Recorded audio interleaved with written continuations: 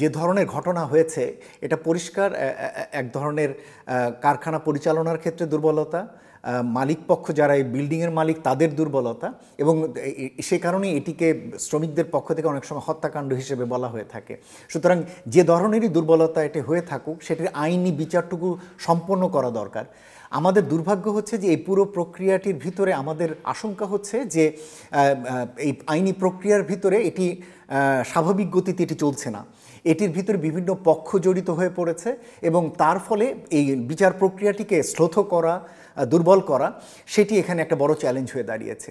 আর শ্রমিকদের পক্ষে এত দীর্ঘকাল সময় ধরে এই আইনি প্রক্রিয়ার সাথে যুক্ত থাকাটাও তাদের দিক থেকে আর্থিকভাবে যেমন অসম্ভব, আবার অন্য দিক থেকে তাদের অন্যান্য কাজে যুক্ত হবার কারণে নিয়মিত এই সমস্ত জায়গাতে অংশগ্রহণ করাটাও দুর্বলতা। সুতরাং এটা রাষ্ট্রের দায়িত্ব হচ্ছে এই ধরনের আইনি যে সমস্ত প্রক্রিয়াগুলো অনিষ্পন্ন রয়েছে এগুলোকে দ্রুততর সময় নিষ্পন্ন করা। এই ধাক্কাটি অনিবার্য ছিল, এটি আসতো বা না আসতো কোনো একটা পর্যায়ে ছিল না।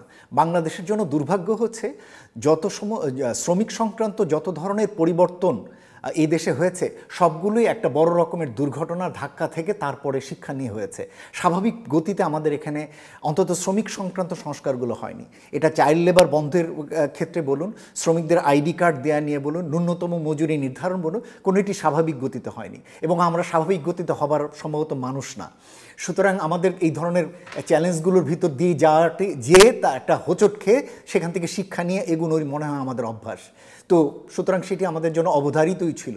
কিন্তু দুর্ভাগ্য হচ্ছে যে এই ধরনের একটা ঘটনা থেকে যে শিক্ষা নিয়ে যেভাবে দীর্ঘমেয়াদী যে সাস্টেইনেবলি খাতকে গড়ে তোলা, সেই জায়গাটিতে নতুন করে আবার দুর্বলতা দেখা শুরু হয়েছে।